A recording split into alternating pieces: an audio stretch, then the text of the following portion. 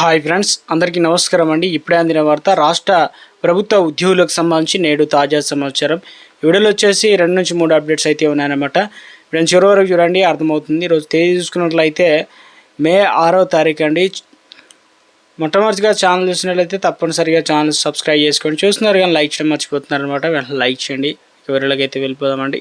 మొట్టమొదటి అప్డేట్ అయితే రావడం జరిగింది. ఉద్యోగులకు సంబంధించి ఏదైతే రాష్ట్ర ప్రభుత్వం ఉద్యోగులకు దక్కాల్సిన ఆర్థిక ప్రయోజనాలు ఇక రావాల్సి అయితే ఉందన్నమాట. ఇందులో వచ్చేసి కరువు భత్యం, డిఏ బకాయిలు, సో ఇక ఇవన్నీ కూడా ఇవ్వడానికి ప్రణాళికలు చేసిందా అంటే ఉద్యోగులు ఇక ముఖ్యంగా దీనికి సంబంధించి ఉద్యోగ సంఘాలు, జేఏసీ నేతలు వంత పాడుతున్నారని చెప్పేసి, సో అదేవిధంగా ఉద్యోగులకు నష్టం కలిగించేలా ఉన్నాయని చెప్తున్నారు.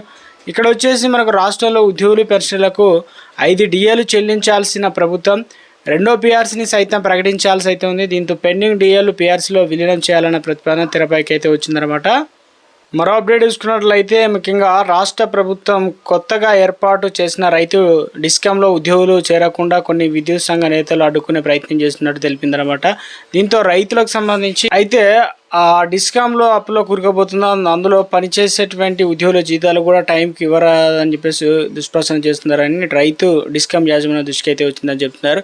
అయితే ఇక్కడ వచ్చేసి ఇక ముఖ్యంగా ఉద్యోగులు చేరకుండా అడ్డుకునే ప్రయత్నం చేస్తున్నారంటే ఆర్టికల్ అయితే ఇవ్వడం జరిగిందనమాట. రైతు డిస్కాం పరిధిలో commercial, operation and maintenance, accounts, IT విభాగం, రెగ్యులేటరీ ఇతర విభాగాల్లో రాష్ట్ర వ్యాప్తంగా 660 మంది ఇంజనీర్లు, ఇక 1000 మంది సిబ్బంది, 340 మంది పరిపాలన ఉద్యోగులు నియమించాల్సి అయితే ఉంది. ఇందుకోసం టీజీ, ట్రాన్స్కో, అదేవిధంగా ఎన్పిడిఎస్ఎల్, ఎస్పీడీసీఎల్ పరిధిలో పనిచేసిన ఉద్యోగులు పదోన్నతుల ద్వారా తీసుకోవాలని ఉన్నతాధికారులు గైడ్లైన్స్ జారీ చేశారు. ఆన్లైన్లో దరఖాస్తు చేసుకోవడానికి ఈ నెల 8 వరకు అయితే గడువు అయితే ఇవ్వడం జరిగిందనమాట.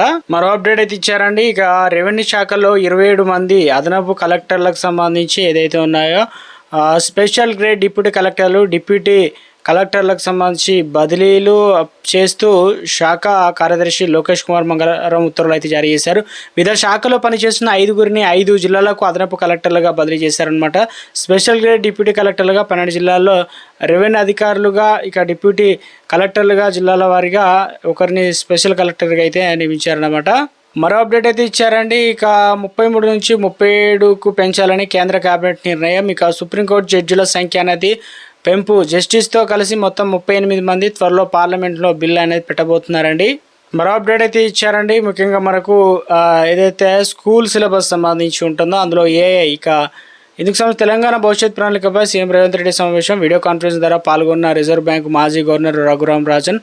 స్టార్టప్లతో ఉపయోగం, స్కిల్ వల్ల ఉపాధి అవకాశాలు మెరుగు, సులభతరంగా వాణిజ్యాల వల్ల పరిశ్రమల పెట్టుబడులు అంటూ ఒక అప్డేట్ అనేది ఇవ్వడం జరిగిందండి. ఇక ఇంటర్ అడ్మిషన్ల షెడ్యూల్ అనేది రద్దు చేశారు. విద్యా వ్యవస్థలో భారీగా సంస్కరణలు, బోర్డు కసరత్తు, కొత్త గైడ్లైన్స్ వచ్చే వరకు కూడా ప్రవేశాలు నిలిపేయాలని చెప్పేసి ఆదేశాలు అయితే రావడం అయితే జరిగిందండి.